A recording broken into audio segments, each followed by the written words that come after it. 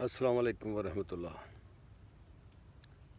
जनाब प्रोफैसर अहमद रफ़ीक अख्तर होरां एक एडी बेहतरीन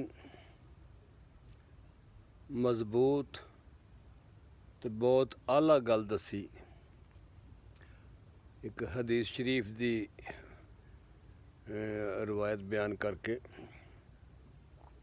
आप फरमाते ने कि हज़रत इब्ने अब्बास तो रवायत है कि सरकार पाक कोलों एक सहाबी ने पूछा भी या रसूलल्लाह जदों कख कंडा नहीं सी, जदों कुछ भी नहीं सी, जदों कोई चीज़ ये तखलीक नहीं सी हुई तो उदों अल्लाह ताला की करदा सी।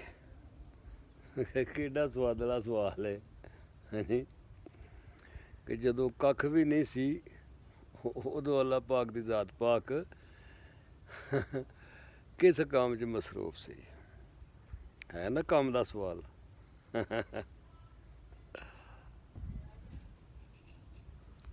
इस तरह ही जिहड़ी गल दा मज़ा आवे ना गल तो फिर वो होंदी है ना कि जिहड़ी गल दे विच जान भी होवे। हाँ जी, अक्सर उलमा बहुत ज़्यादा गल्लां दा या इहाता नहीं कर सकते या उन्हां कोल वो गल्लां बयान करन नूं नहीं हुंदियां, उन्हां नूं पता नहीं हुंदा। इलम दी भी कमी पेशी हो सकती है। तो प्रोफैसर अहमद रफ़ीक अख्तर होरी जिहड़े गल करदे ना वो 100% दुरुस्त करते हैं। बहुत मज़ा आया उन्हां दी गल सुन के, बहुत ही मज़ा आया। जनाब प्रोफैसर साहब तो दिल राज़ी हो गया बड़ा। हाँ जी, कि आपने बहुत आला बयान किया। आप फरमाते ने भी जदों पूछा गया ना वे अल्लाह ताला उदों की करदा है जदों कुछ भी नहीं सी, तो हजूर ने ये नहीं फरमाया कि मैं तो उदों है ही नहीं सा। हजूर ने ये नहीं फरमाया कि मैं उदों है ही नहीं सा। जी, हजूर ने फरमाया कि थल्ले भी हवावां सन उत्ते भी हवावां सन, तो थल्ले वाली हवावां दे उत्ते पानी सी। हाँ जी, उत्ते वाली हवावां दे थल्ले पानी सी, ते विचकार अल्लाह ताला कायनात नूं तखलीक करदा सी पिया। रब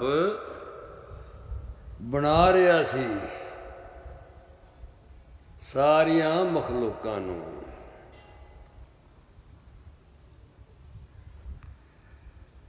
आम बंदा सोचे तो ख्याल तो आउंदा ना वो यार आप तो फलां सन फलां हिजरी विच या फलां ईस्वी विच अपने तरीके नाल बंदा सोचदा कि मक्के विच आप पैदा होए ने, तो ये आप जिहड़ा जवाब पे दिंदे ने ये किस तरह आप दे रहे हैं। उस तो पहले क्योंकि सवाल ये वे कि जदों कुछ भी नहीं सी। नहीं, बड़ी स्वादली गल है। आपने फरमाया रब पानियां ते हवावां दे विचकार कायनात नूं तखलीक कर रहा सी। आलम दीन तो होया ना। मैं प्रोफैसर अख्तर रफ़ीक साहब का बहुत बहुत शुक्रगुजार हाँ। उन्हें बहुत आला गल बयान की और पंजाबी में मैं तां बयान कर रहा कि कुछ लोग घट तालीम वाले होंदे ने तो शायद पंजाबी में गल सुन के उन्हां दी तवज्जो दीनी गल वाल मरकूज हो जाए। हाँ जी, तो मैं बहुत शुक्रगुजार हाँ, बहुत अच्छी लगी उन्होंने ये गल। हाँ जी, ओके जनाब, मेहरबानी। अगर मेरी ये काविश पसंद आए तो लाइक शेयर ज़रूर किया जाए। ਕਮੈਂਟਸ ਵੀ ਕਰਿਆ ਜੇ ਇਹਦੇ 'ਤੇ। ਹਾਂਜੀ ਓਕੇ। ਤੁਹਾਡਾ ਆਪਣਾ ਅਸ਼ਰਫ ਸਿਪਾਹੀ। अस्सलाम वालेकुम।